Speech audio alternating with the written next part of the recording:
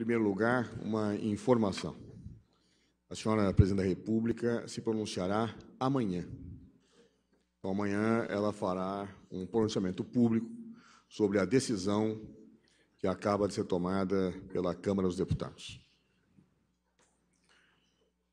Em segundo lugar, eu gostaria de dizer a todos os senhores e todas as senhoras que foi com indignação e tristeza que nós recebemos esta decisão no dia de hoje, tomada pela maioria dos senhores deputados. E explico o porquê dessa indignação e dessa tristeza. Todos aqueles que acompanharam desde o início os debates nesse processo de impeachment na Câmara dos Deputados se acompanharam com atenção, viram que efetivamente os fatos que formam as duas acusações que pelo Supremo Tribunal Federal são aquelas que embasam este processo de impeachment não têm a menor procedência. Absolutamente a menor procedência. Basta ler o relatório do deputado Jovair Arantes, basta confrontar com as nossas razões de defesa e basta ter acompanhado todas as discussões que se realizaram nesses dias para se verificar que, efetivamente, ninguém discutiu os fatos que são objeto da acusação. As falas, os debates giraram sobre tudo, mas não sobre os argumentos, inclusive sobre as falhas do relatório que foram levantadas pela defesa. Isso nos mostra, com muita clareza, e essa é a razão da tristeza e da indignação, que a decisão que a Câmara tomou na noite de hoje foi uma decisão de natureza puramente política. E não é isto o que a nossa Constituição prescreve para um processo de impeachment. Como eu já disse reiteradamente, por uma opção da população brasileira, inclusive através de um plebiscito, nós vivemos no presidencialismo e não no parlamentarismo. No parlamentarismo, razões puramente políticas podem levar ao afastamento de um presidente ou de um governo. Nós sabemos que no parlamentarismo o chefe de Estado não é o chefe de governo. E o chefe de governo pode ser afastado por uma decisão eminentemente política. No presidencialismo, não. No presidencialismo, o chefe de Estado é o chefe de governo.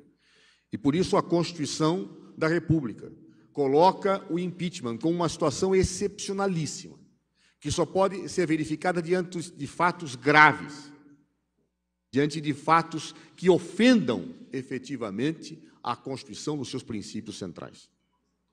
Os dois fatos sobre os quais versam a denúncia de impeachment, ou seja, os 6 decretos de suplementação de 2015 e a questão do atraso no pagamento ao Banco do Brasil feito pelo governo central, apenas relativamente ao Plano Safra, nunca foram discutidas em profundidade.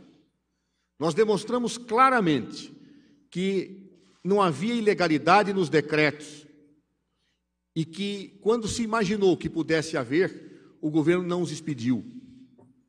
Nós demonstramos que, quando o Tribunal de Contas da União mudou seu entendimento, porque vários governos já haviam firmado esses decretos, quando ele mudou o entendimento, o governo não os baixou mais. Então, não há como se afirmar que houve má-fé, que houve dolo indispensável para a configuração do crime de responsabilidade.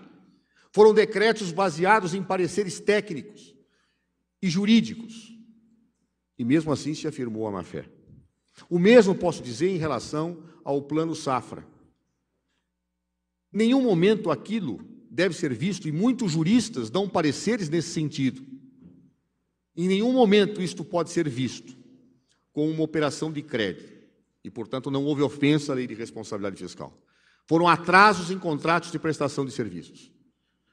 E, neste caso, o que é pior, não houve nenhum ato da senhora Presidente da República. Pela lei, a gestão desse plano é do Ministro da Fazenda e do Conselho Monetário Nacional. Mesmo sem ato, se tentou vislumbrar uma ação dolosa da Presidente da República. Dolo que, evidentemente, também não existia, porque o Tribunal de Contas da União autorizava esse tipo de situações. E quando o Tribunal de Contas da União mudou de entendimento, não se fez mais. Então, quer-se punir a senhora Presidente da República, afirmando-se que há crime de responsabilidade por situações que foram feitas por outros governos, por situações em que não há dolo e por situações em que o próprio Tribunal de Contas da União sempre legitimou. E que, quando ele passou de não mais legitimar, nós tivemos uma situação em que esses atos não foram mais praticados, ou que essas situações não mais se repetiram, porque no caso das pedaladas nem ato há. Então, portanto, quem acompanhou os debates viu que a decisão da Câmara dos Deputados foi eminentemente, puramente política, o que é inaceitável no presidencialismo sem o rompimento da Constituição Federal. Essa questão, portanto, nos deixa indignados, porque esta ruptura com a Constituição configura, a nosso ver, um golpe, como temos dito. Um golpe. Um golpe na democracia, um golpe nos 54 milhões de brasileiros que elegeram a presidenta Dilma Rousseff, um golpe numa Constituição que foi fruto de uma conquista histórica do povo brasileiro depois da ditadura de 1964. Temos hoje mais um ato na linha da consumação de um golpe. O golpe de abril de 2016. Um golpe que, se consumado, ficará na história como algo vergonhoso para o nosso país. Hoje, o mundo nos observa. Não foi à toa que o secretário-geral da Unasul e o secretário-geral da OEA afirmaram textualmente não existirem condições por impeachment se consumar no Brasil. E é por esta razão que eu posso afirmar textualmente que esta questão é uma questão que, repito, nos enche de indignação e de tristeza. E deve encher de indignação e tristeza todos aqueles que defendem a democracia do Brasil e que lutaram por ela. Pouco importa se são favoráveis ou se são contra o governo. Pouco importa se aceitam o que fazemos ou se não aceitam do ponto de vista das políticas governamentais. Pouco importa o partido político a que pertencem. Pouco importa a ideologia que professam, desde que sejam adeptos da democracia. Quem é favorável à democracia não pode ser favorável ao que aconteceu hoje na Câmara dos Deputados.